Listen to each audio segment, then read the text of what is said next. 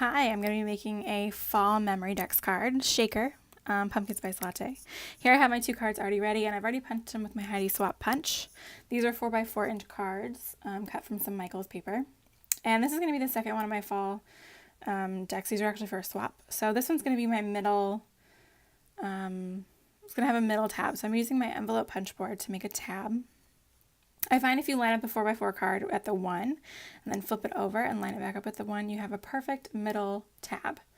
So I'm going to punch both cards exactly at the 1. It makes it so simple. Flip it over, punch it at the 1.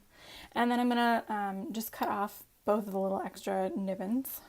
I don't know if that's not a good term. So they match. Now, these corners don't fit into the corner punch, so I just rounded it with my scissors. And then use the punch for the bottom. And then I'm going to line them up and round the back piece so they match. Perfect. This is a really cool thing from EK Tools. It's like a window maker. Excuse me. I got it on clearance at Hobby Lobby a couple months ago, but it is awesome for making shaker cards because it gives you a perfect 2x2 rounded corner square, and it's so simple. I love it so much. You can also make 2.5-inch squares, but I like the smaller size.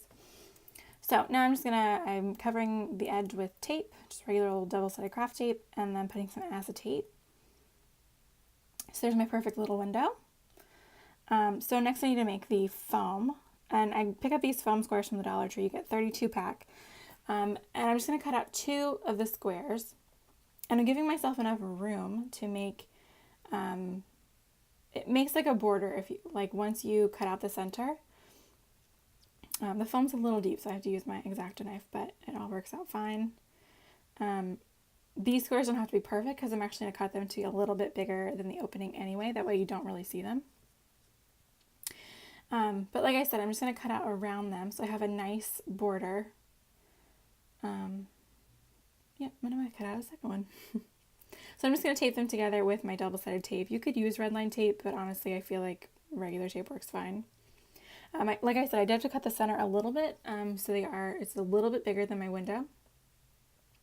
Again, I'm just going to be really careful and tape all the way around. Now, I'm not putting the tape all the way to the edge of the foam on the inside because I don't want any sequins to stick to any tape or adhesive that is sticking out. So you really want to be careful of that and make sure that your adhesive is all the way to the edge. So here's my sequin mix. There's gold, there's yellow, there's some brown, a little red, a little blue. I have some navy seed beads in there, or long beads rather. These are really cute little print and cut Starbucks. Oh yeah, I'm gonna add a little glitter. This kind of a red color. I think it adds to from the pattern. And I decided to put in some extra leaves as well since this is a fall shaker card. So I'm gonna flip everything over, that way you can see it through my shaker window. You want to be careful of that. I was going to add a button, but I decided against it. I thought it was just a little too much. So I'm throwing my sequins. I think it's a little too much, so I'm going to scoop a little out. I can use this on my next card, no big deal. And then again, I'm just going to carefully tape all around the edge. And you can see I'm not all the way to the edge. There, you can see a little bit of blue on the inside because you do not want your sequins to like gum up on the side. You want them to all shake freely within your card and not just be like a big clumpy mess somewhere. But you do want to make sure you get every piece covered, or the entire border covered, I should say. Taking those apart and lining it up at the bottom and pushing down the backing. Really simple. And there's your shaker. How awesome is that? It looks so pretty. Love it. Okay, so now I'm going to make a gold rosette out of some crepe paper. I get this at the Dollar Tree. I cut off just a little bit because I like it to be a medium size. And I think it makes it look a little bit more full. When you cut off a little bit. The smaller they are, I think the fuller and like plusher they look. So I'm just folding up a pretty thick, or well, not thick, that's the wrong word. I'm folding up a nice medium-sized rosette. And I like to use the Martha Stewart clear permanent craft glue. You can use a stapler. I honestly don't have any luck. Maybe because I don't have a tiny attacher, but glue works just fine. And this stuff actually dries really quick. So I like that. Give it a little time to set. And now, I just went over to my sewing machine and I added some gold stitching around the edge. It's just some cheap gold thread from Walmart through my regular sewing machine. It works every time. It's great. So now I'm just going to use my mini Xyron to make my Starbucks and my little sentiment stickers. Makes it so much easier. You don't have to deal with glue or tape or anything like that. Use your sticker maker. For some reason it took off a little chip in my blue sentiment, but I'm not sure why. It's just weird. So I'm going to stick my little latte on my rosette. I think it makes it pop. Cutting off a little extra to make sure it's nice and round. And then I'm adding my sentiment, I think, to the bottom. I think that's where it looks the best. Yeah, perfect.